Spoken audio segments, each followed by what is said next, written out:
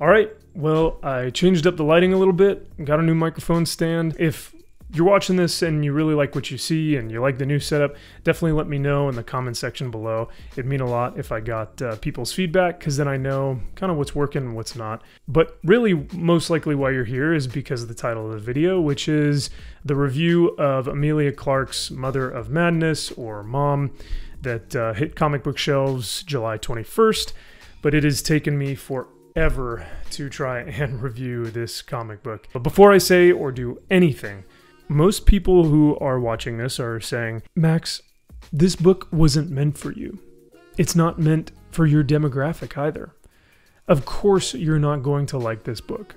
And if you don't like my politics, don't buy my book. And to them I say, Newsflash, asshole! Actually, it is meant for me. Well, according to Emilia Clarke, it's really meant for everyone, as she specifically says this in the back of her book. She says, that's what makes comics so magnificent. They are for everyone. And so is M.O.M. And let me tell you, no it isn't. It just isn't. What is that doing on the table? Jerry, simmer down. I'm not eating anything in the vicinity of that book. Comics are for everyone. At least they should be. However, this comic book is not. Unfortunately, it's full of woke, man-hating, intersectional feminist propaganda that is just shoved down your throat. It is bred for a single purpose: to destroy the world of men. I know what this book is trying to get at. It's trying to present a satirical nature to the content that is in the book, but in its execution is where it fails. She knows exactly what she is doing, and it is not satire. She knew what she was doing. It is so offensive and disgusting, distasteful, abhorrent, and honestly just obnoxious. And I will tell you exactly why. Let's talk about it.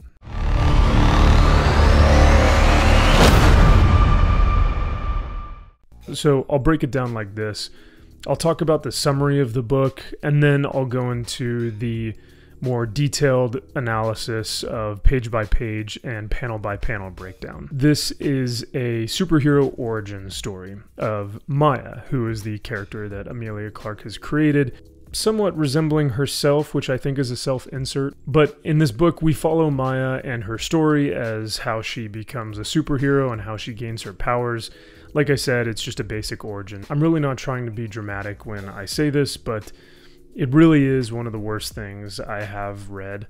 And it's not just because of the political stance that she has throughout this entire book. It is also due to the storytelling and character development. It is extremely confusing to follow the thorough line throughout this entire book, moving back and forth between past, present, at the worst times possible, so that there is really no good pacing throughout the entire book. This really feels like you're reading more of a manifesto from Emilia Clarke about just her dumping her thoughts onto the world with no edit button. Those meaningless, purposeless blather. I would have really liked to see the editor hone a lot of these thoughts and concerns so that it would become more of a cohesive narrative, so that it reads more like a superhero story. The main character, Maya, is written kind of like a great value brand Deadpool. She continually breaks the fourth wall and has to explain everything to the reader and narrates the entire story. Oh my God! She constantly won't stop talking at the reader and not actually allowing us to go on this adventure with her. She's also constantly patronizing the reader, treating them like idiots and having to explain very basic things. I'm not ignorant, nor am I a bigot. So I can express that there are a few good things in this comic book as well. One of the things I did like about this book is on the very last page there is a multitude of contacts, phone numbers, and emails to different resources that the reader can access for any number of issues such as suicide, depression, or sexual assault. It was actually pretty thoughtful and interesting that something like that would be included, and to be honest, I've really never seen anything like it before. I will say that the other redeeming quality of this book is that the artwork is fine and the page layouts are creative and pretty interesting. But besides that, I really can't tell you what else happened in the book, and I've read it like 5 times, and I still don't really understand it. So let's just get right into it. All right, so we open up to this first page. It basically starts off with this exhausting exposition dump, and it's a perfect example of tell, don't show. And instead of introducing the character in like an action sequence or something, or some sort of dynamic pose that we can be interested in, we see her literally just talking at us. But I'll sum this page up for you. She essentially says she is a 29-year-old single mom who is a high school dropout and chemical engineer, because I guess she just knows how to develop and design chemical manufacturing processes. Cool. But don't forget that she's a part-time sex worker. So, that's good. Okay, guys. My gut is telling me to throw this book in the trash. Well, It's yeah. absolute nonsense. But she goes on to say that she's trapped at this corporate party and that her boss made her go because of like a female empowerment initiative. So then we get to the second page. We see Maya walking through this gallery, and God, there is so much to say about this. The conversations taking place at the top of the page are undeniably misogynistic. One man says while he's looking at a painting, they don't make them like that anymore, while the other says to him, it's great to be in an event celebrating women and really celebrate their greatest attributes, haha. Which again is supposed to be funny, I guess, and tongue-in-cheek, but it just comes off as ignorant. But that's not even the worst of it. So in the right-hand corner, there is an encounter and a conversation that we see between a couple and another man that may be the worst piece of writing or word vomit in the comic. The man says, "Look, I don't want to ruin the night," to which she responds, "Then quit spouting this binary, gender essentialist, transphobic bilge rot." True international effort to pressure, isolate, and punish China.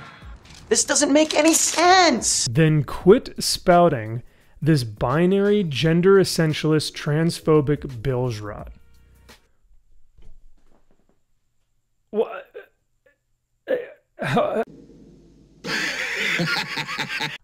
So if you didn't think it could get any worse, he comes back with the calm down, don't be all emotional, just give me a smile. And the punches, that they just keep on coming, you know what I mean? Like you open the book and you see that first page, it's like bam, you're like, oh, shit, all right, I wasn't ready for that. All right, let's get to this next page. Bam, you're hit again with like more of this shit. It's just, I'm on the ground by this point, and I haven't even gotten to page 3. I'm KO'd. I'm knocked out. So on the next page, we see that Maya gets her period and that it is being shown through her dress. And she uses her supersonic hearing to listen to all the negative things being said about her at the party, like nasty woman, filthy, God, I'd just kill myself.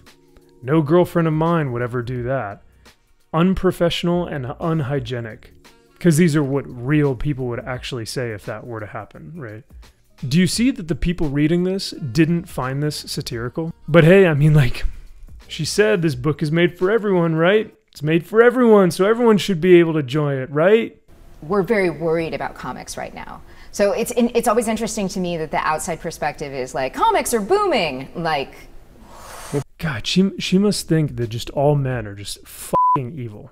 Now, at the point in the story, she's flooded with emotions and gains this sort of like Super Saiyan Goku godlike power form.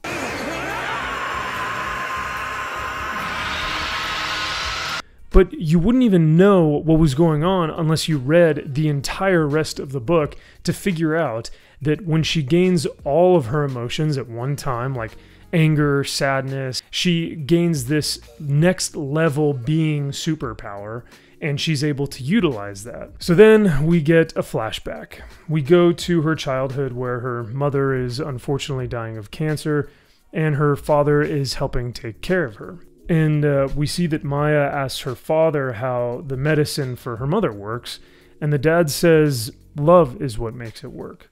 To which Maya's response in her head is, maybe answers like this are why my dad was a shitty scientist. What the fuck is this? And yet again, another depiction of a pathetic, incompetent male figure. We aren't even 10 pages into this book, and men have been ridiculed and shit on at every page. Here's the thing that I don't get about this interaction, right? Because like when you're a kid, you need some hope and reassurance. You have an innocence about you. I mean, sure, you shouldn't be lied to as a kid, but I remember that when my dad had cancer, I was a kid, and my mom didn't say, "Oh, honey, you see, Dad's blood cells are being eaten alive by the cancer cells, and they will slowly spread to his lymphatic system, to which he will then die." Are you kidding me? No mother or father would ever tell their child that. They're going to reassure them and give them hope for the future and for their parent. So I hate that Maya is upset that her dad is just trying to bring a bit of levity to the situation. Oh, and don't even get me started about this. Why is it that every strong woman written in the 21st century has to curse like a sailor? I mean, Maya curses more in this book than I ever did when I was in the Marine Corps.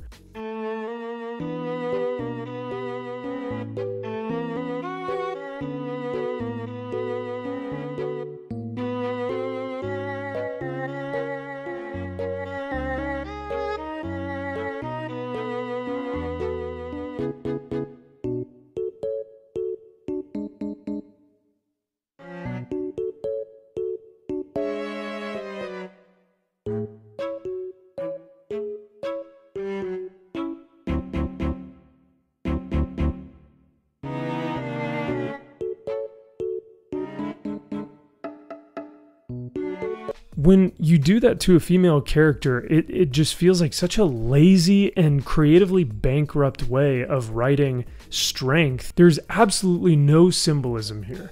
It is just beating you over the head constantly, page after page, of how terrible the men in her life have been. And if that's the case, I feel bad for her. For not just Maya, the character, but for Emilia. If this is really how she sees men in the real world, God, that must be terrible. So we see later that the mother and father unfortunately pass away. She tries to overdose on some of her mother's medication, but ends up gaining her superpowers this way. She describes that with each emotion comes a superpower like healing, invisibility, supersonic hearing, stuff like that. Oh my God! And what would you know? More male emasculation and humiliation. Look! I know you're married to a chick, but maybe you just haven't found the right guy yet. You could have just laughed like the other girls. You don't need to be such a bitch about it. I couldn't make this shit up. I couldn't make this shit up if I tried.